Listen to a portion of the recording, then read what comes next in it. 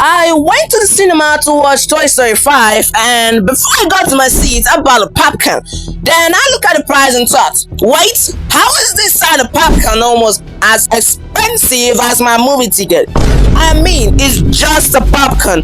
You can buy the whole bag at the supermarket for way less. So, why do movie theaters charge so much for something that's basically corn? Are they just overcharging because they know who buy it, or is there actually a smart business reason behind it? And once I found out the answer, I realized movie theaters aren't really making their money the way most people think.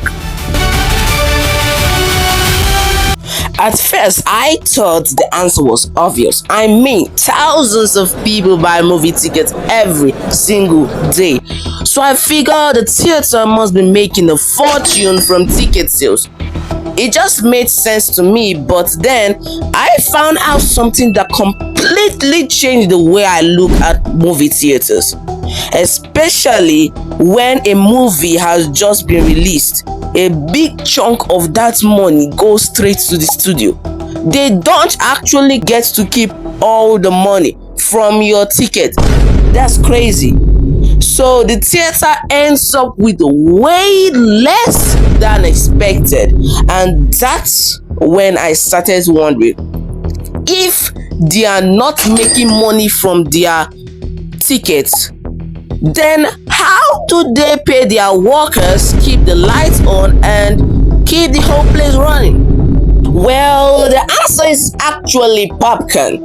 It sounds crazy, but the bucket of popcorn is one of the biggest reasons movie theaters make money. See, popcorn doesn't cost that much to make. It's mostly just corn, oil, butter, and a bucket. But by the time it gets to the snack counter, it's been sold for several times what it costs to produce. And here is the important part.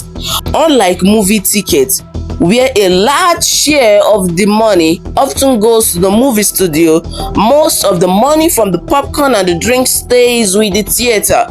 That's the money they use to pay employees, keep the lights on, maintain the building, and cover the everyday cost of running the theater.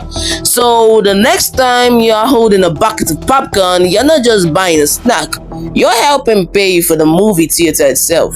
But there's something else that's easy to miss. The next time you go to a movie theater, take a look at the popcorn menu. You'll probably see three sizes: small, medium, and large. Now look at the prices. The medium is often only a little cheaper than the large. So instead of thinking the large is too expensive, you start thinking, I'm already spending this much, I might as well get the large. And just like that, you have spent more money than you originally planned.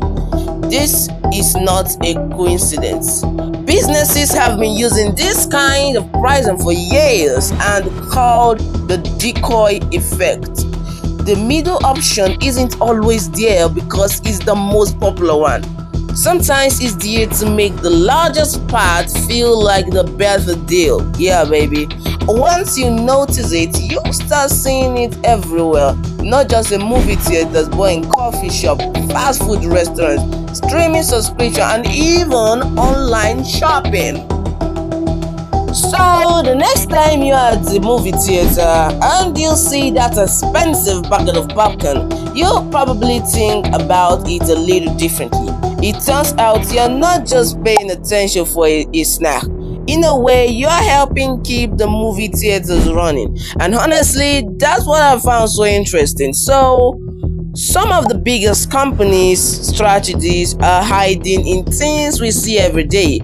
We just don't notice them. So now I want to ask you something. Is there anything you have always wondered about? Maybe a product that's surprisingly expensive, or something companies do that just doesn't seem to make sense? Leave it in the comments. I might make a video about it. So subscribe to see my latest videos. Thank you and goodbye.